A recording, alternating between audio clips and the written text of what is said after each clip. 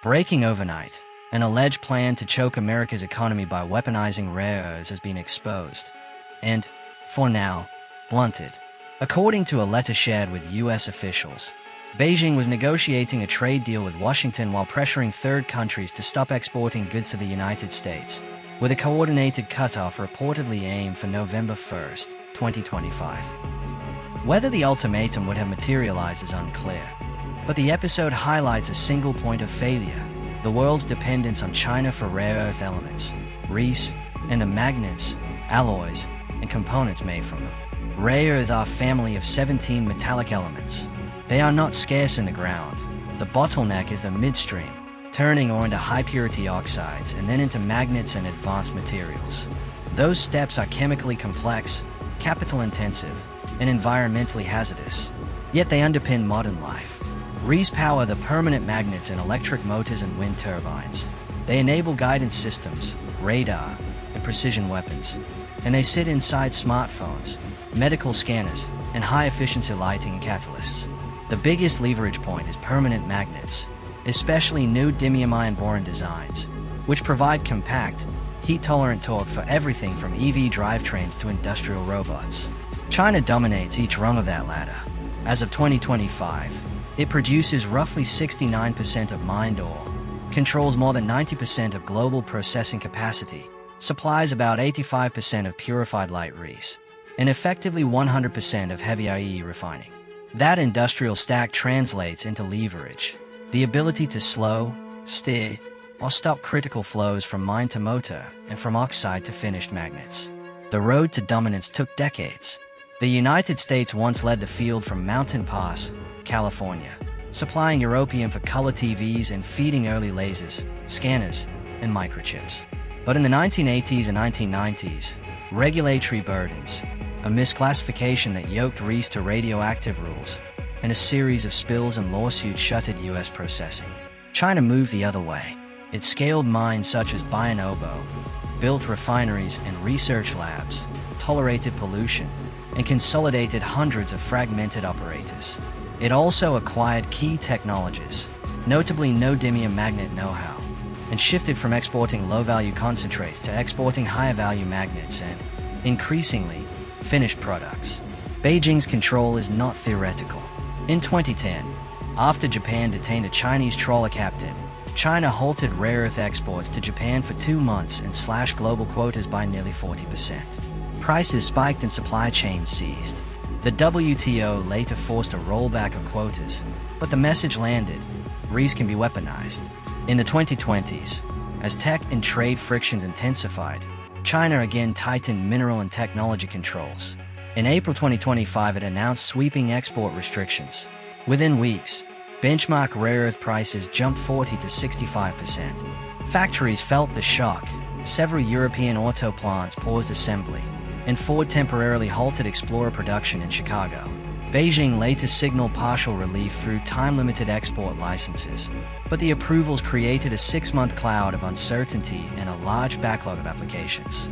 Downstream, China's lead in EVs amplifies its materials edge. BYD has overtaken Tesla in global sales, and brands like Geely, NIO, XPeng, SAIC, and Great Wall compete on cost and performance, backed up by assured access to magnets. More than 60% of EVs sold worldwide in 2024 were made in China. The dependence extends to defense. An F-35 fighter contains over 900 pounds of rare earth materials, an Arleigh-Burke-class destroyer about 5,200, and a Virginia-class submarine nearly 9,200. U.S. defense output already struggles to scale quickly. Mineral choke points widen that gap. Washington and its allies are now racing to rebuild capacity. The Pentagon aims to stand up a U.S. mine-to-magnet chain by 2027, funding light IE separation at Mountain Pass, backing heavy IE processing pilots, and investing in magnet manufacturing.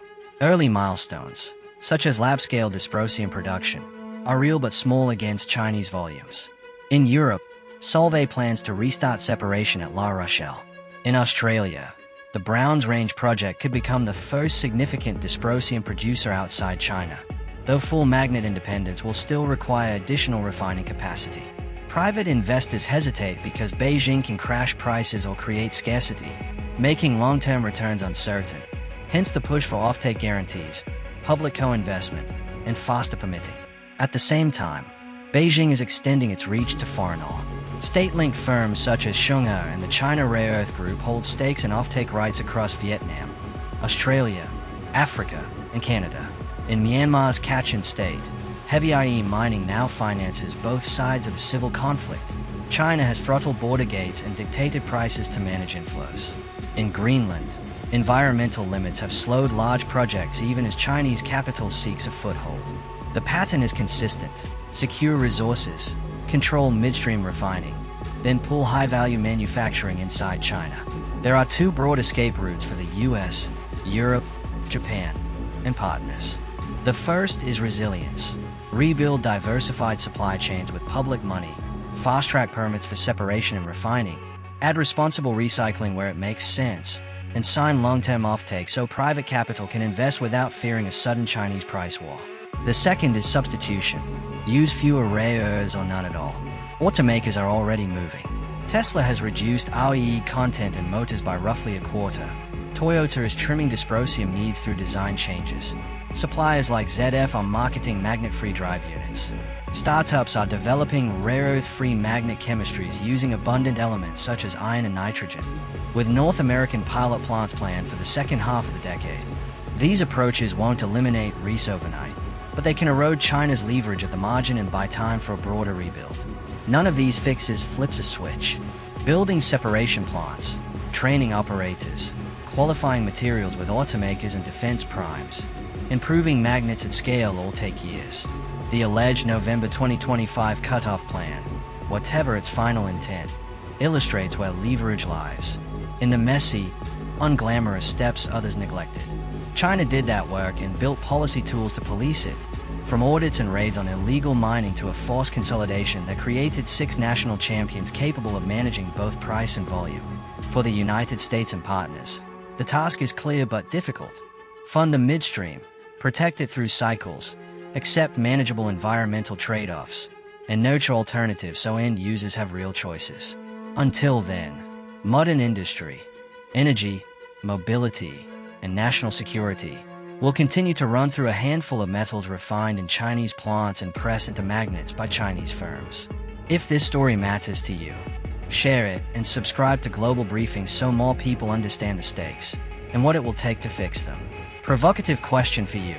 If Beijing imposed a full rare earth embargo on the United States tomorrow, what would crack first?